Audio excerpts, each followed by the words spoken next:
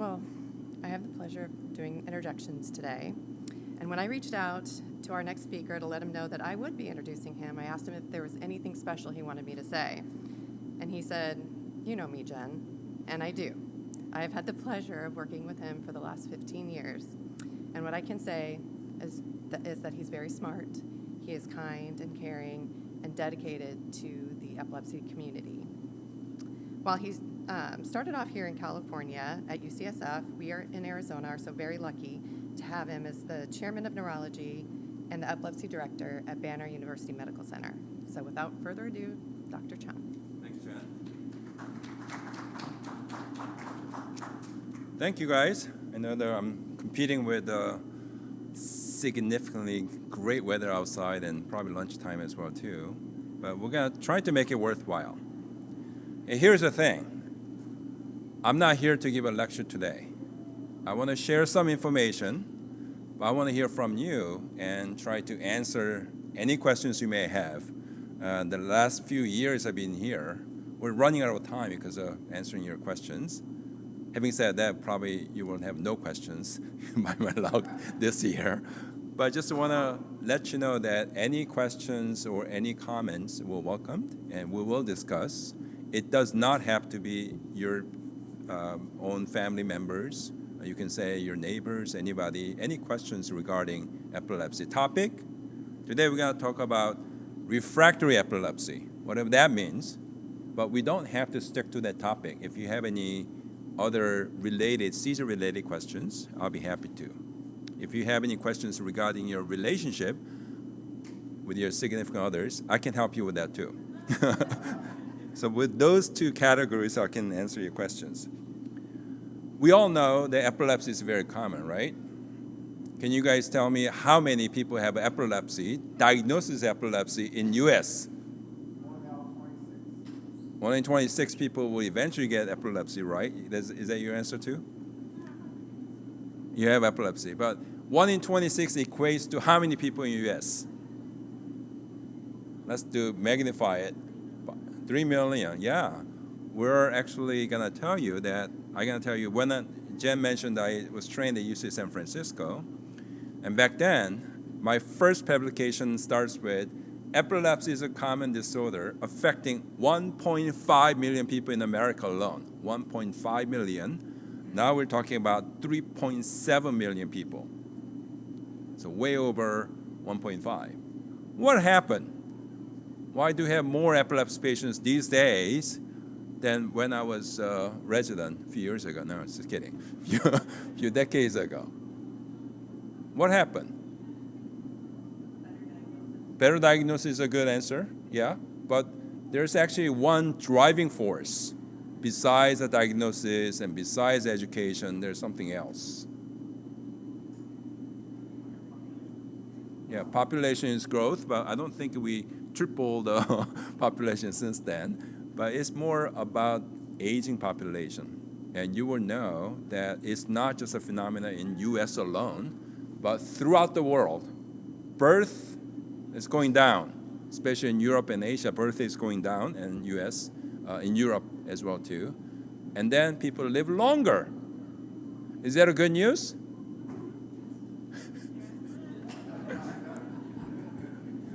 Well, I'm sure some of you, probably not all, but some of you live through age 100 or beyond.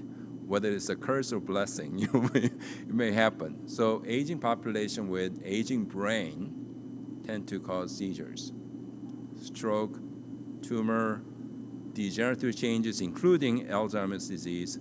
All of this combine to contribute increasing number of epilepsy population in U.S.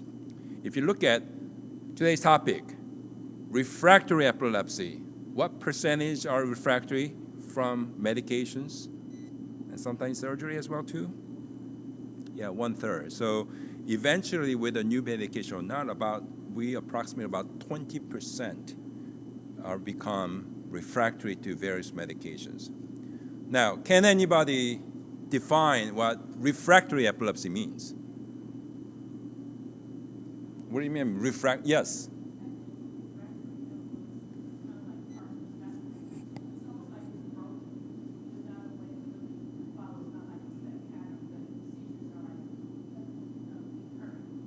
Recurring seizures, yes.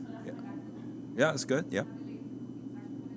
Intractable. So it's the same thing, we call it refractory, intractable. But how do you define intractable epilepsy? Yeah. Right, so it is actually well understood if you think, what is refractory? Well, seizures are happening still despite your medications and other therapy. But commonly we say about 2 medications or more failure is defined by International League Against Epilepsy. So we kind of unify that you cannot say you're refractory despite you having seizures if you fail only 1 medication. You have to at least try 2, and I'll tell you the reason why. But I gotta just say 3 cases, and you tell me whether you call that as a refractory epilepsy or not. And that will probably illustrate how we're gonna identify refractory epilepsy versus non-refractory epilepsy. So case number 1, the patient initial is made up. We're in where?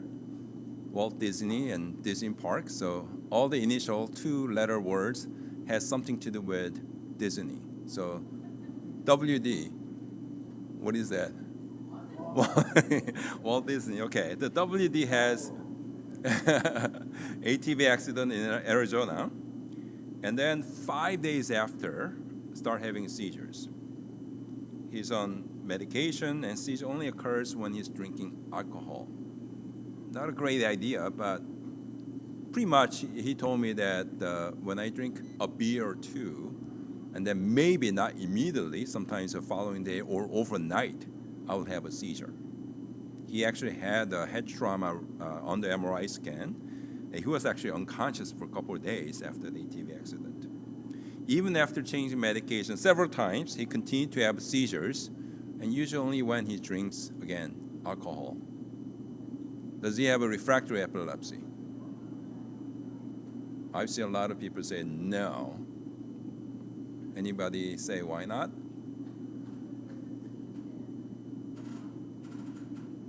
Right.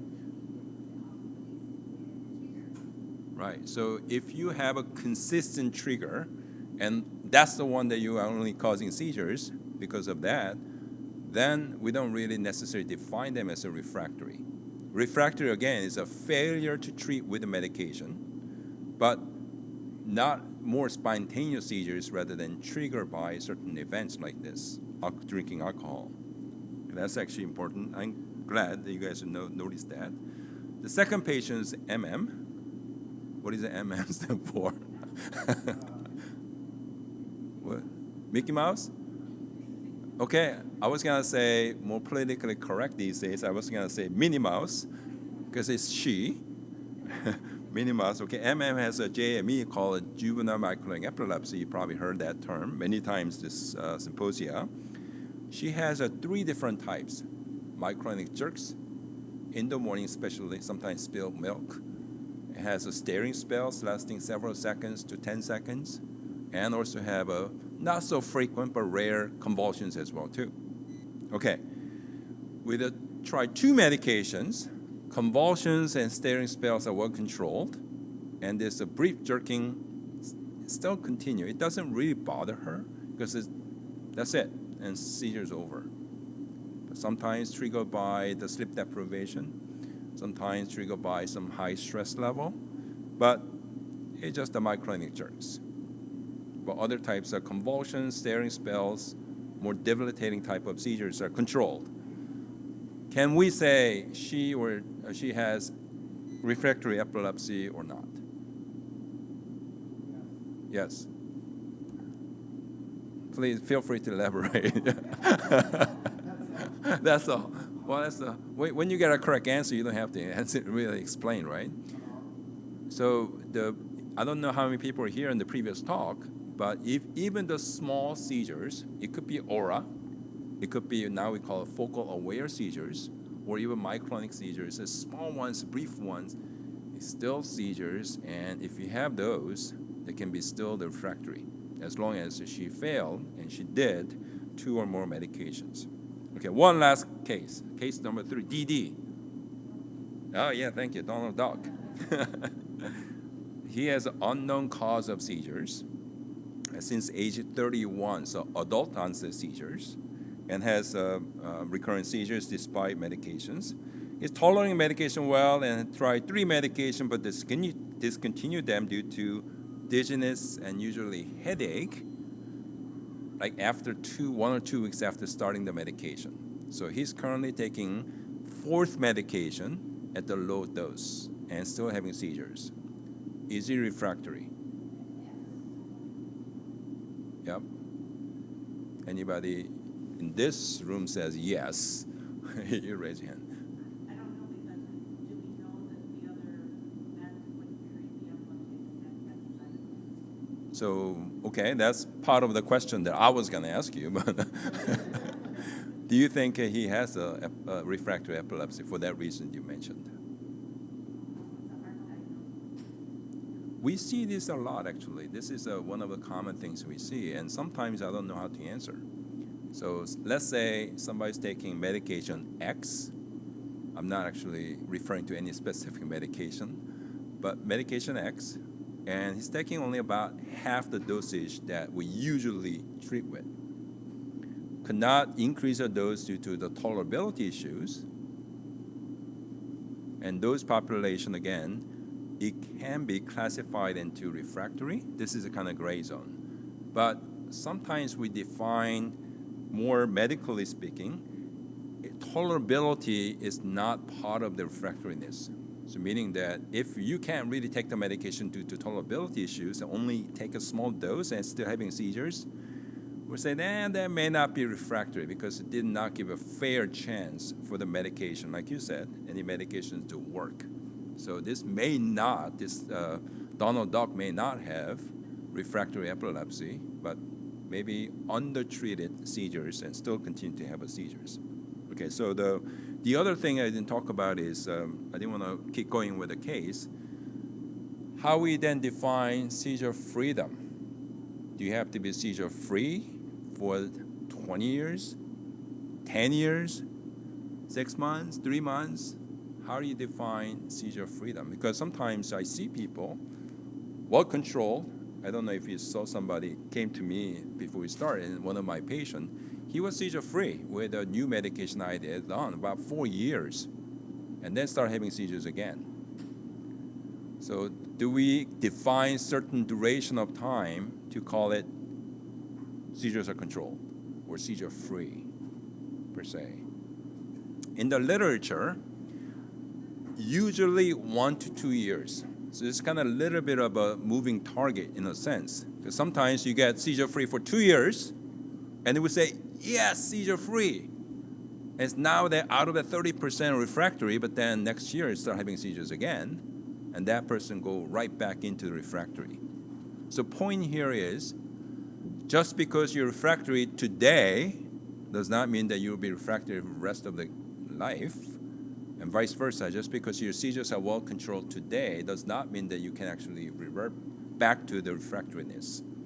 It can change over time. So this is one of the jobs that we have to very vigilant talking about and monitoring their seizures.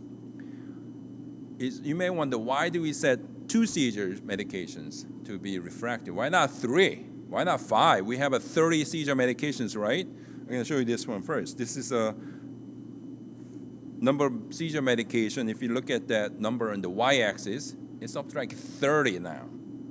So should we not try at least half of them before we said refractory? But if you look at the very famous study looking at how well this medication perform one after the other, and here's kind of a bottom line. The first seizure freedom with the first medication is about 50%. It doesn't matter which medication. So we even make a joke that what is the most effective medication out there out of the 30 seizure medications? Yeah, the first medication, because it gives a 50% seizure freedom. If you go into the second medication, because the first medication did not work, this is actually a study from Scotland, then you can see this bottom here, about 13%. So, still 13%. But what if you fail the second medication, going to a third medication? We're talking about less than 5% chance that the person is going to do very well. Very big drop. Therefore, we draw the line at 2 seizure medications or more than refractory. Yes, that's a very good question. So going back to these things, if you look at the early days, up until 2000 and 2018, up until that point, a lot of this medication came to the market targeting for focal seizures. A focal seizure meaning like a confusion, staring, may go into convulsions. So it's all focal seizures. And then the more of a new medication like ganaxolone, fenfluramine, and everolimus, and then cannabidiol. All these medications are now targeting more severe pediatric type of epilepsy, and specifically indicated for something called LGS, Lennox-Gastaut syndrome, or Dravet syndrome. You probably heard some of these as well too. So there's some shifting. Initially, we want to develop the medication that works really well for 70% of the seizure population has focal seizures, so target the larger audience.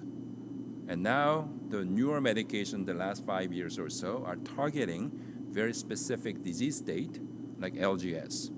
One exception I have to say is on this group, only one that actually has indication for focal seizures is cenobamate. Otherwise, the brain name is called Xcopri. And that's the only one that works for the focal seizures, but the other medications are for disease state or syndrome specific. Good question. So the question is, you have a question? No? I was wondering, so you're telling me that the ones that are better are the ones that are on the very top? So am I saying then, just because these are newer medication on the top, am I saying better? I have not said it yet, but that's a great segment to the next question I'm going to ask you. Do I know you, by the way? What have been saying? Are we doing better? The question is, okay, we have so many medications now, new medications, whether it's focal seizures or generalized syndrome. Are we doing better in terms of, we said about 30% of patients are refractory. Are we doing better just because we have more medication? You said no? I heard a lot of no's. What happened to this? No hope? We're not doing any better? Well, this is actually a very debated topic, and I debated with the person who actually published this paper. It's Dr. Brodie Martin from Scotland, and I had a chance to have a debate on the stage in one of the meetings to say, are we really doing better? Go ahead. You're going to answer.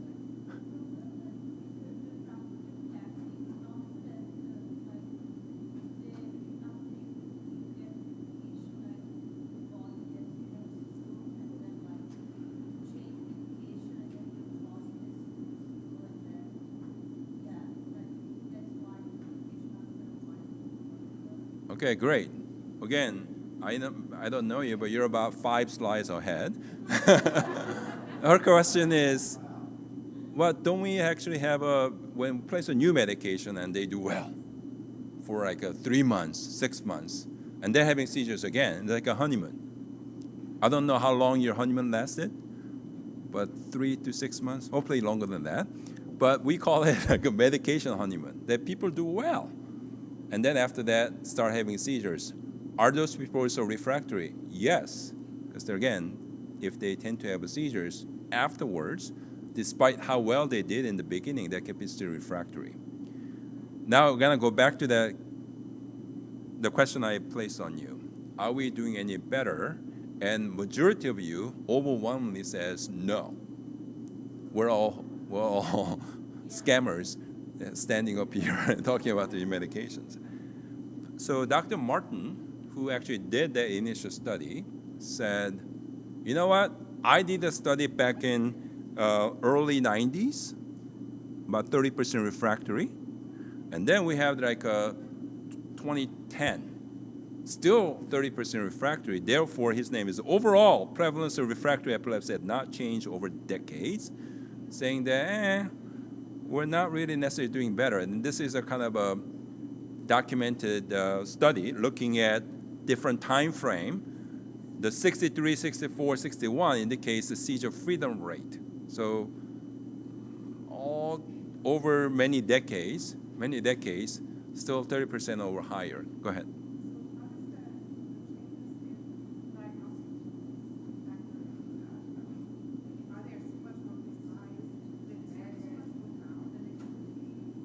Yeah, that's actually a very good question. So we are developing all these medications.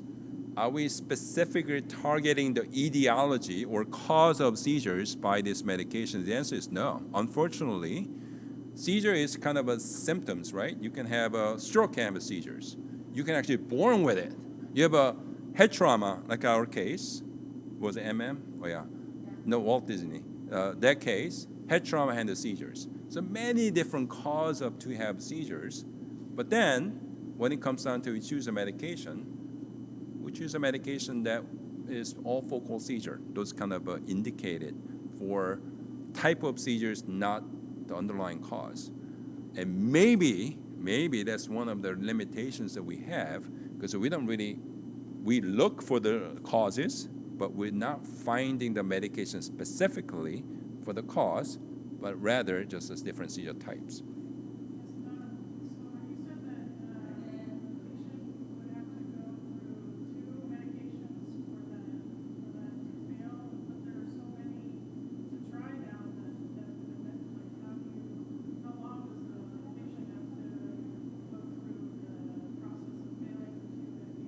Yeah, so how long, how long, and how many years, and how many medications would you have to go through? Do you have to go through all 30 seizure medications? Can I just survey here in this room? So either you or your family members, how many people had tried more than 5 medications in a lifetime? So many of them. Okay, I just double that. How about 10 medications? Well, still a lot. So this is actually a testimony about you guys are resilient, and we are also not giving up hope. We continue on, because sometimes some people actually do better, much better with a newer medication. So when I debated against him was that it's true, if you look at overall population, about 30% hasn't changed, but individually, I've seen a lot of people became seizure-free for many years, sometimes much longer. So we still have a hope. And fortunately, I don't treat average patient. I treat individual patient. So I can tell you there's a lot of success story about individually when I place on the new medication. They do very well. And I mentioned about this patient that came up to me earlier today. So why is that? So first of all, some medications now, newer medications, have provided better seizure control. And I mentioned cenobamate is one of the good example that actually showed higher percentage people become seizure-free with the medication during the clinical studies and afterwards.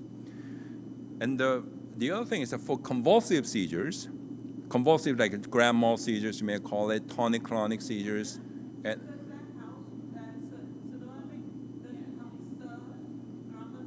yes. So a lot of medications actually help with the tonic-clonic and grand mal seizures, but specifically there's several medications I looked at. Can this the seizure freedom overall may be 5%, not 20 or some percent that we want, but can this medication provide much better seizure control against convulsions? There are actually several medications that we're not making them seizure-free necessarily, but when it comes down to the more dangerous convulsive seizures, there's some medication reported much higher than even 70%, 60%. We're talking about convulsive seizures, like body shaking ones.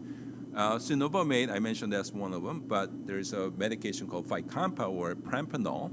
They actually had very good data over a long period of time. even the very disease-specific ones I mentioned about fenfluramine and the Epidiolex, those newer medication for LGS, for example, they also showed for the convulsive seizures, it works better. As a matter of fact, a lot of medications will actually control worse type of seizures, bigger type of seizures better than small seizures. It's actually a lot harder to control small seizures than big seizures. So when it comes down to those big seizures, people readily recognize and potentially injure, we're actually doing better with the newer medications as well too. Yep. So there's a hope. And the other things I want to emphasize is that there are non-seizure type of symptoms. You all know this. When we're talking about treating seizure patients, we're not just talking about seizure control. Okay, so treating epilepsy, this is my quote, so treating epilepsy more than controlling seizures. It's a lot more than that. There's cognitive issues, behavior issues, psychiatric issues, social issues, financial, you can go on and on and on. There's a lot of other things that you all actually dealing with more daily basis than me.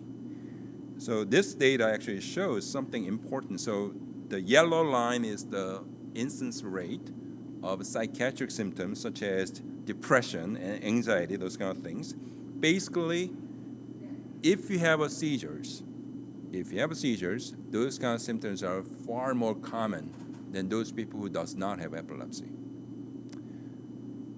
Initially, you may think, okay, I understand this. How could you not be depressed when you have first learn the diagnosis of epilepsy about you or your family? But more interesting thing, this is actually very important. More interesting is two things. Number one, some studies, very well done studies, look at when does a depression occur. Is that after the diagnosis of seizure or starting to have seizures and as a response to that, react to that and have the depression? Or even before the diagnosis of seizures or starting of seizures? It's actually, the answer is that many people has increase of depression about year before, 1 year to 6 months before the diagnosis of seizures. What does that mean? They somehow know they're going to develop seizures? Probably the same area in the brain, similar process of causing depression may also cause seizures. Again,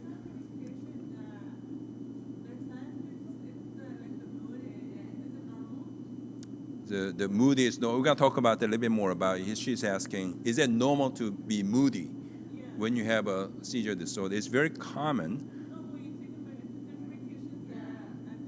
Right. So then there's some medication may cause that even sometimes to do better. But I'll touch on based on that too. Go ahead.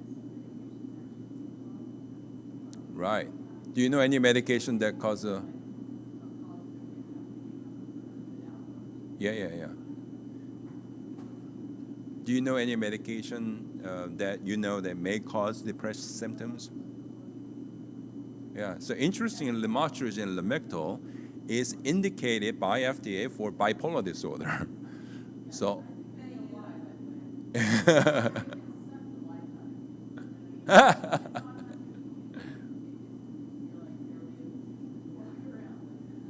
Yeah. So. Actually, a little bit more than that. So there is a bipolar, as bi means like manic and depressive, right? So they actually compared the lithium, which one does better. For the depression, they did about the same, depressive symptoms. For manic episode, lamotrigine actually doesn't work that well. It's actually lithium. So it's actually more of a depressive mood that actually improve, and they got the bipolar indication for it. But again, lamotrigine is not necessarily the worst medication cause depression, but there are many other medications. If not depression, anxiety, and those kind of things. Go ahead.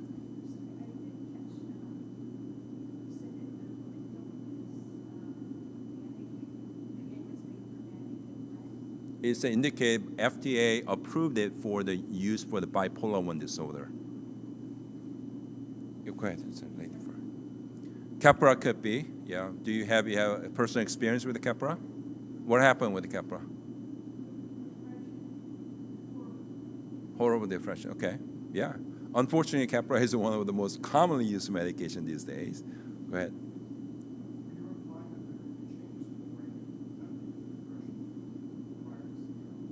Yes. So there are some studies done. I don't have a slide to show, but they look at imaging studies using the PET study, PET study, and the brain volume study, and show that similar area for the depression patient only, no seizures, depression only, versus seizure only, no depression. When they look at what area in the brain is deformed or decreased in volume, there kind of matches up, similar area. Okay, so in terms of emotional liability, that could be underlying cause, that could be part of seizures, or that could be due to the medications they use, or that could be family members. But there's multiple reasons why they have some behavioral or psychiatric symptoms. But it could be, again, point here is it's not all due to the diagnosis, depressive diagnosis of seizures. It might be something going on in the brain.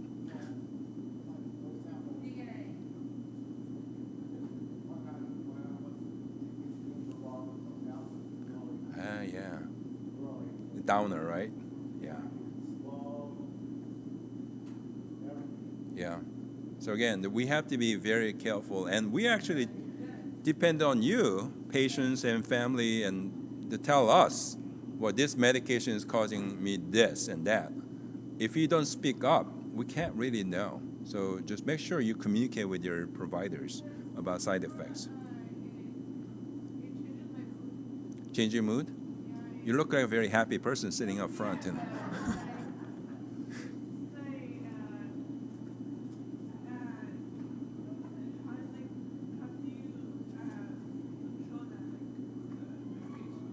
yeah, it was some. Yeah, okay. It's not only the Keppra or the medication mentioned, but multiple other medication will do that. Yes.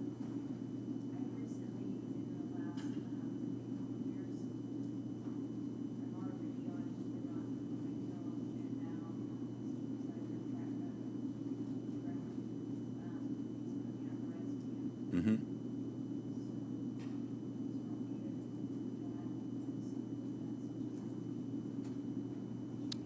Yeah, the lorazepam is oftentimes we use as a rescue medication. It's a controlled substance. It's a benzodiazepine. So does it work? Yeah, it works. And sometimes we give that emergency situation. Somebody's having seizures, multiple seizures. We give benzodiazepine.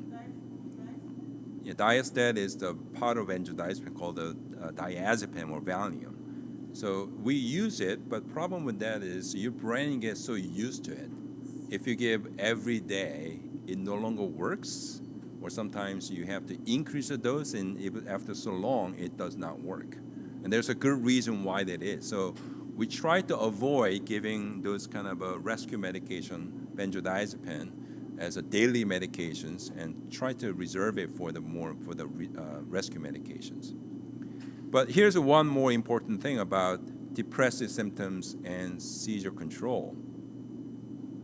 If I give patient that has both depression and seizure, newly diagnosed seizure, compared to another person, no depression, but have just seizures. Both of them has a very similar type of seizures, and I decide to give this medication M to both patients at the same dose.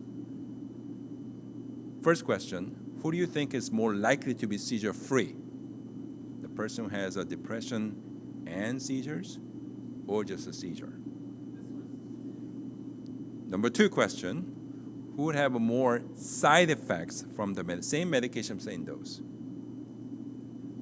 Yeah, it's actually very, just because I'm asking you will get the right answer, but it's actually hard to imagine why, if you have a depression, I become more refractory to the medications. So that's another very important thing I want to come across today. When we're talking about the refractory seizures, sometimes we have to treat the underlying depression or anxiety to make them to better control with the same seizure medications.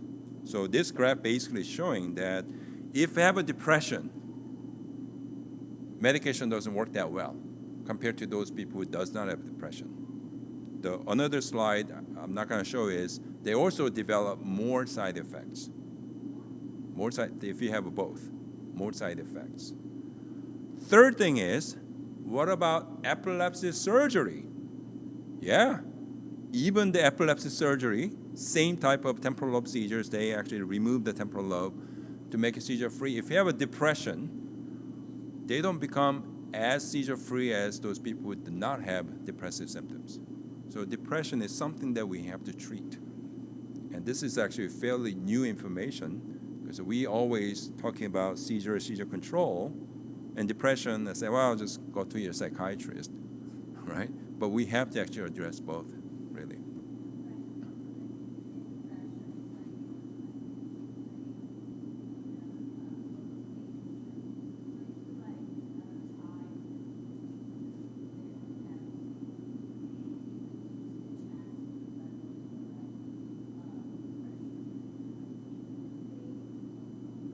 Whether it's a medication, seizure medication can cause a depression? Did I hear correctly?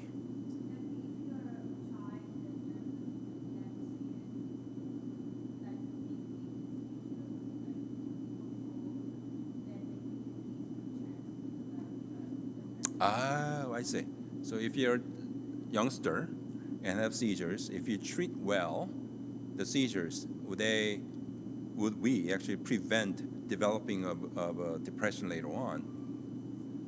I would think that's the case, but I don't actually have good data to support. But not only the depression, but early treatment and proper and somewhat aggressive treatment in young age. Study after study shows that they actually developmentally, IQ and their overall quality of life does improve over time. So you can imagine if you're a youngster and developing brain, you're spending a lot of time seizing versus non-seizing, even if it's the same etiology. You can easily imagine those people who does not have multiple seizures would do better cognitively. So therefore, maybe behaviorally, emotionally, they do better as well too. I'll guess. Good point. Yes.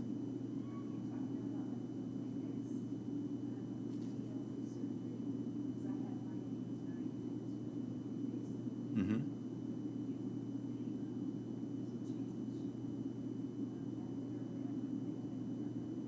Right. So, yeah.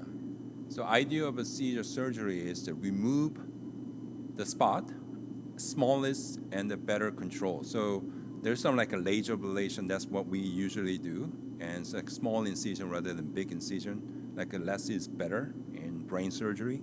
So there have been actually more and more people actually going into the non-invasive or less invasive surgeries.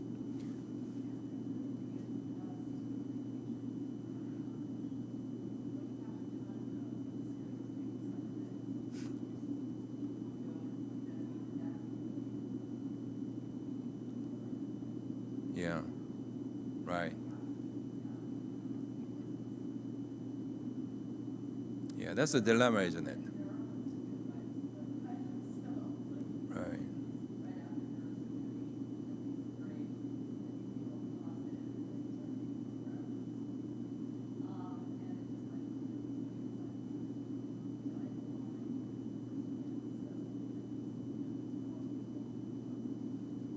Right.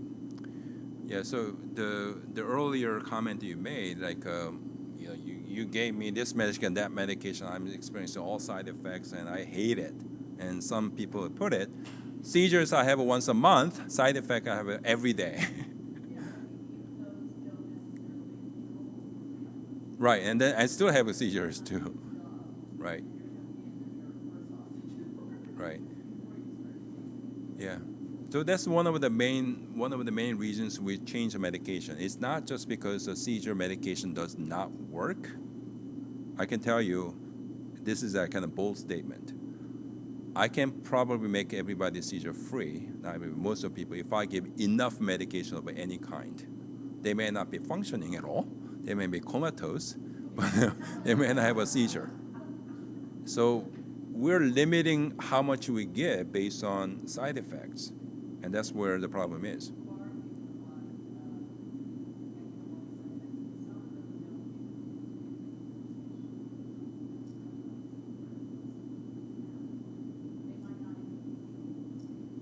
Right. Yeah. So if I just going back to what's really better, 2024 versus 1994. Again, the refractory overall, yeah, some people do better in terms of seizure control, but medication becomes safer and safer and has a less side effect, even if you increase the dosage. Before, like, do you guys remember medication called Dilantin or phenytoin? Some of you probably try that a lot, but those are like we call it very narrow spectrum of safety. So if you give too much, you're in trouble. You can actually kill people with it. But now, those kind of a safety window, what we call therapeutic safety window, is much larger. So newer medication is kind of hard to kill somebody with it. It's not necessary when try anything, but you can give an industrial dose of a medication and you may not kill the person. So safety is much better compared to previous years. And that also couples with the tolerability, the side effect. Not only that, you mentioned about the side effects, but is it really, what kind of side effect are we really talking about? So some side effect, for example, dizziness. I feel a little dizzy, unsteady. Those tend to go away. But more of a sustaining side effect, I can't think straight. I mean, is that my age, is my seizures, or with medications? What is it? Well, I don't know, but some of this medication can definitely cause cognitive decline. And we already talked about may change some behaviors, right? You mentioned some of the medications. Nowadays, when new medication come out, they not only showing, seizures are better controlled. Now FDA is always mandating to ask second question, which is, what about those cognitive and behavior or psychiatric symptoms? Is that worse, better, or unchanged? So again, the good news is some of these medications show even improvement of this cognition overall before and after treatment of newer medication. And the behavior hasn't changed much. So I think it's, again, the hope is there, and we're halfway there in terms of make all of you guys seizure-free, but it's on the right track because it's safer, and those more concerning side effects and common side effects are doing much better in terms of, yeah, go ahead. Yes?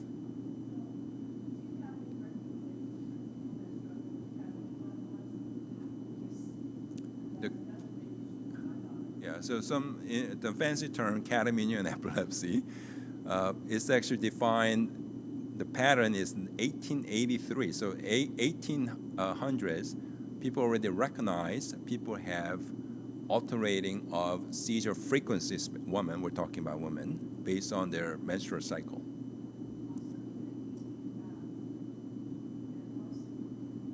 I'll talk about the menopause later too. But first of all, they didn't understand why is that people having more seizures during their menstrual period versus when they're not. But it's been described 1800s, and as much as 70% of women with epilepsy will have that kind of pattern, catamenial pattern. Very, very common. They used to call, back those of the early days, they call it hysteria epilepsy, because hysteria meaning what? Uterus means hysteria. So they used to call it hysteria epilepsia, as if you're a hysteric woman. But anyways, that's a little side note. So what do you do? So the two things we know. Number one, during that time, but the main thing is during the time estrogen level goes up, which is bad for your seizures. Progesterone level coming down, which is good for the seizures. So you have more badness and less of goodness. So the simple answer will be, hey, why don't we just get progesterone? Did it work? Partially did. Dr. Andrew Herzog in Harvard is actually one who studied the most. They give progesterone, but only the natural progesterone seem to help. But progesterone actually has some side effect. If you familiar with Depo, that's a progesterone, Depo-Provera, and they cause the weight gain and skin breakdown and things you guys don't like. So it has a side effect. The common strategy is, why don't we just give some extra medication during the time, during that 7 days, for example. So that's sometimes how you do. Sometimes that's the time we use benzodiazepine to go over that little increase of seizure likelihood, and then going back down to or stop those rescue medication. So that's a lot of people do different strategy. One of the strategies I do is using the higher dosage or the adding benzodiazepine type of medication during the time. Sure. And what happened to the menopause? I was told nothing good, but menopause. You don't have to know that yet. you will get there. You will get there. I promise you. So menopause meaning that you're not going to generate as much of estrogen anymore, as you know. So does that seizure become better? Only one third of people who actually had catamenial pattern of seizures, once they get to the menopause, seizures are much better. So some people actually do get better, but not all, about 1/3. Yes.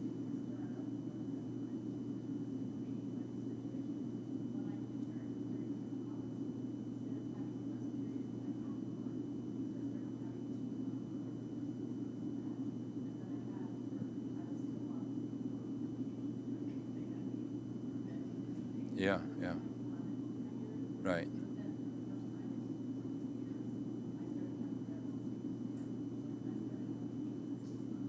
Okay.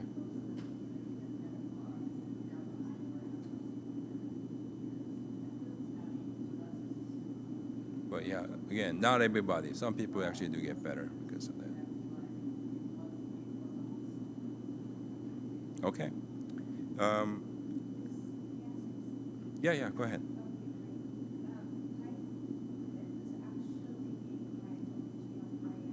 Yep. Mm-hmm.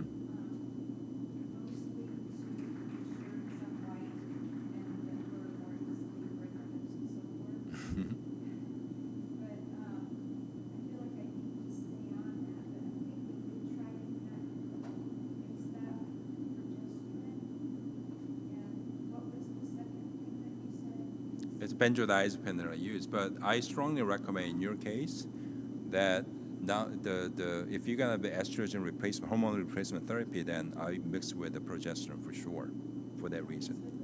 Mix with the progesterone as you're doing. That's the right thing to do. Yeah. Yep. Yeah. So both of them. Yeah. So let's go to this slide, which is like, what kind of things should you ask when you are now facing with refractory seizures? So first of all, is it really a seizure that I'm or your family members are experiencing? Sometimes, may not be. A lot of times we actually identify those things that people call as seizures, like some changes in behavior, those kind of things, may not be all seizures. If you're not seizures, giving medication after medication does not necessarily going to help. So when you're fairly well controlled and then now having a lot of seizures, the first thing you're going to ask is, am I witnessing seizures here? And we do some monitoring study to define whether we're dealing with the seizures or something else, like a behavior changes. So second thing is, am I taking the right medication? What do you mean by right medication? Well, I mentioned that seizure medications come on with a certain indication. Some seizure medications can make other seizure type worse. For example, Tegretol, Trileptal can make not naloxone. So those two medication and other medication may cause worsening of the juvenile myoclonic epilepsy. Sodium channel blockers can make a Dravet syndrome worse. So there are certain type of medications, not even not helping, but making things worse. So you have to know that, do I know the seizure type? And am I getting the appropriate medication for the seizure type? But what? Phenobarbital? can make your seizures worse. Phenobarbital is known as more broad spectrum, so unlikely that phenobarbital can make the seizures worse. But again, a lot of people actually cannot take it due to the side effects. And then the correct dosage or trigger, the trigger bottom one, I gotta just mention some of them here. Let me ask you, what are the triggers that you know for your loved ones or yourself? What are the ones? What kind of things cause seizures? Lack of sleep, yeah. Aura actually is a seizure already, so. Stress. What else? Rainy days. Move to California or Phoenix and you'll be cured. What else? Lack of medication or skipping the medication, right? Not the hearing.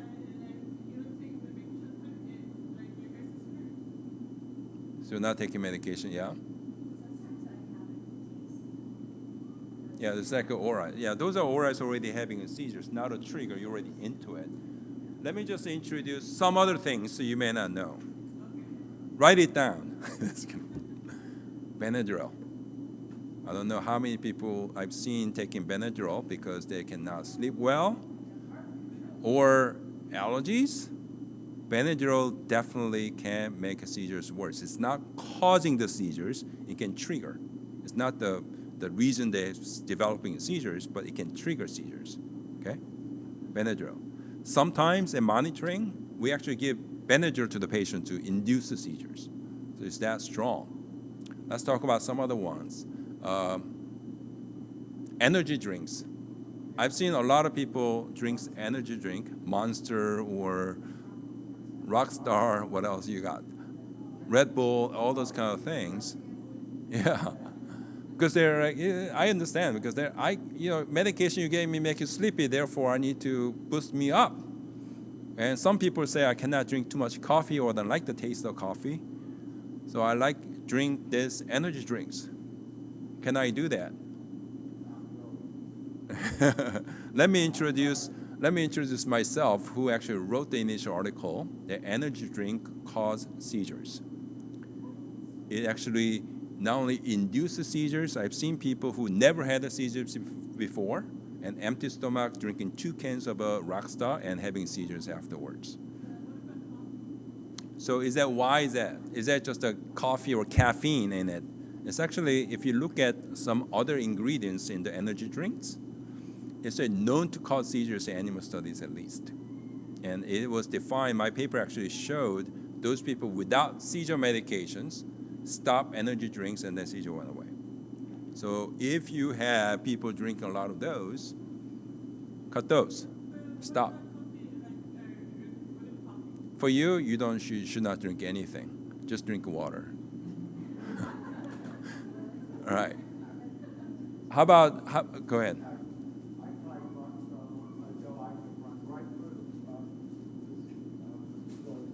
Yeah. Right. When you say Rockstar, nothing good happens, right? Rockstar.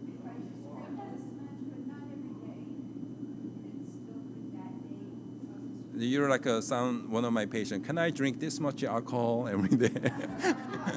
Well, risk is yours. Risk is yours. All right. Another very important thing we don't talk about often is carbohydrates. Sugar starch, bread, corn has a lot of carbs. Let me just tell you this way. Your brain can utilize 2 energy sources. One is a carb, coming from sugar and those kind of mentioned, bread, pasta, pizza, all the good stuff. On the other hand, your brain also can use a ketone. That's why the ketogenic diet is working for seizures. Ketone, once you get to the brain and use that as an energy resource, your brain calms down. When you give a sugar high, what happened to the kids? They're bouncing off the wall. And that's not a good thing for seizures. You're overexcited. So if you want to do something rather than or on top of taking medications, very important, cut back as much as carb as possible. It is nearly impossible for adult population, especially, to do the ketogenic diet. But Oregon asking like Atkins diet maybe, South Beach diet, Hollywood diet, something relevant that reduce the carb uptake, definitely helps. Study after study after study showing the benefit. As much as a 40% people who reduce the carb, the people who reduce the carb, 40% seizure reduction. That is like equivalent to another medication on board. Okay, go ahead. You're not talking about complex carbs. I'm talking about all the carb because the brain does not. Yeah, you're talking about, simple carb versus complex carb. One is good or bad. And brain does not differentiate. Your body, gut does. Your brain does. It's just glucose. So either way, you're gonna cut back. One more question, maybe, or two more. My son has one, which is Yeah, in deficiency. Yeah. he's missing the gene breakdown. Yeah. So we're basically on modified acting, but he has LGS now, which is diagnosed, so he still has. Yeah. I like Yeah, it's a healthier too. So yeah, it does actually help. All right, so let me just, I think our time's up, so let me just tell you the one thing I would really want to say today. And this is not from my quote, but someone else. From Lord of the Rings. Hope is never mere when it is meager. That's very profound, isn't it? When all other senses sleep, the eye of the hope is first awake and the last shut. So hope is never meager when it's meager. So think about that. And I'm standing over here, hopefully, to provide you some hope. And I hope that for the remaining of your life and today, never lose the hope. Thank you.